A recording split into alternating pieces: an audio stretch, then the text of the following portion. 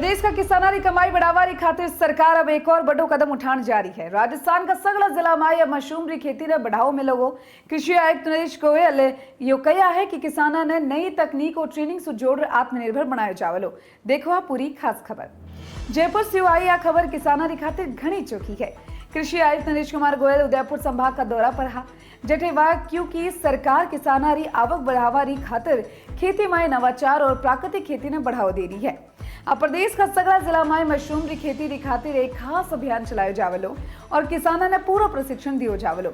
अधिकारियों की बैठक में आयुक्त ने निर्देश दिया है कि उर्वरक री सही और पारदर्शी बटावट री खातिर फार्म्स फर्टिलाइजर्स फ्रेमवर्क ने तुरंत लागू करो जावे।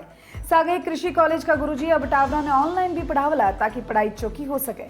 प्रताप यूनिवर्सिटी ने भी पीपीपी मॉडल पर आगे बढ़ायो जावलो। आयुक्त साफ कह दिया है कि मकसद सिर्फ एक ही है, किसानों तक नई तकनीक पहुंचावनो और खेती ने फायदेमंद बनानो।